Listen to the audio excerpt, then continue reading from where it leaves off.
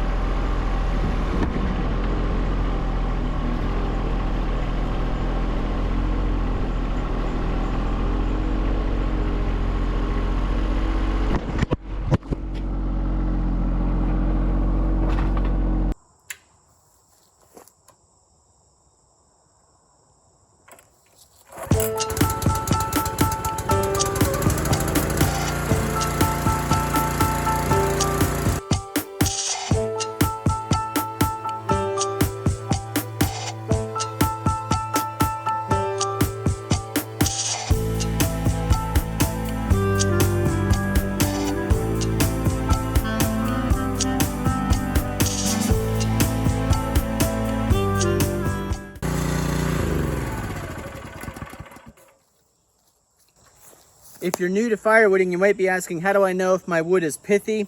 You'll feel, first of all, it's super lightweight. Second of all, it kind of peels apart and it's real like papery rather than hard wood.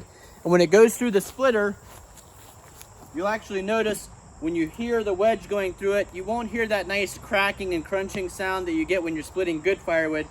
It just kind of pushes apart and breaks apart, and that's how you know it's pithy wood. You can actually see it a little bit in the grain, but you can also see it once you split it. It's just real, weird texture, and you can tell that it wouldn't burn in the firewood really good.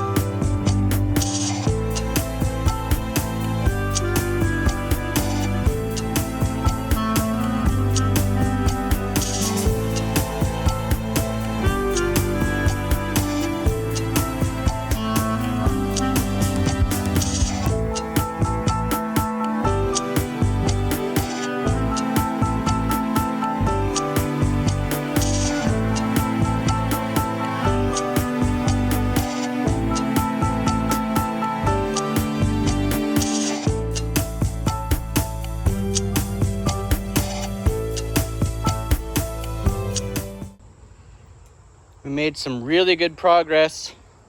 You can see that whole row we took care of, and then the front row. So we really don't have that much of a row of rounds left to split. And you can see I totally filled up the tote. In fact, I was reaching up underneath and shoving the pieces in higher. Now this is gonna be, I always say 2/3 is about how full my John Deere can lift an IBC tote when it's full of firewood. This is a full 1/3 of a cord in there right now. It's probably too much weight for my John Deere to lift, but we'll give it a try. Some of it's pretty seasoned, so that may help us out. You can see here my Pithy pile. It's a little bit bigger, and I was throwing a lot of bark, and this big piece that you see in there now had ants in it, so I threw that in there. No sense in putting ants in with the rest of your firewood or chancing taking them into your house when you're burning wood. So there's not much of a pile left. Let's see if we can lift this up with the John Deere.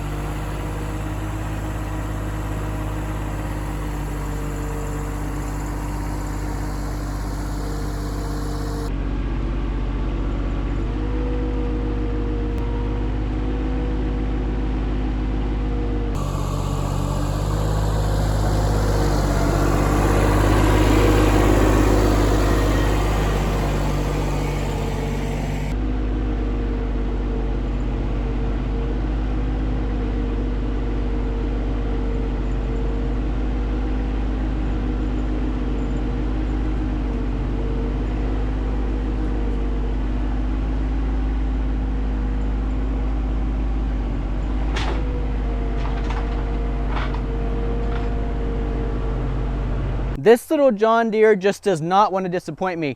That IBC tote was filled to the brim. Now that wood was pretty seasoned, so that helped us out. It was a little bit lighter weight, but still really impressive that a small subcompact tractor like this can lift 1/3 of a cord of firewood in the IBC tote.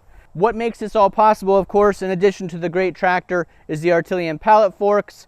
I enjoy having the Curtis cab on. That gives me a little bit more weight. And of course that John Deere ballast box on the back full of sand helps keep us ballasted and keeping from tipping forward. I did have to put it in 4-wheel drive. We were a little bit light in the back end, so backing up a hill with the load on the front, my back tires were spinning. Put it in 4-wheel drive, had no trouble at all. So leave those comments down below. What do you like to do on a Sunday night before you go back to work? For me, it's just nice to be outside, especially on these fall evenings, spending time outside before I know I'll be in the office most of the week. And then also because I know wintertime's coming up, it's getting darker in the evenings and I won't have many of these nights to spend outside doing work like this. Love to know what you do as your routine to get you mentally ready for the week ahead. Thanks for watching. If this video informed or entertained you in any way, we'd appreciate if you give it a thumbs up. Helps out the video, helps out our channel. And if you're not already following us, we'd love to have you click that subscribe button and follow us along on our purple collar life. Thanks for watching. We'll see you again the next time.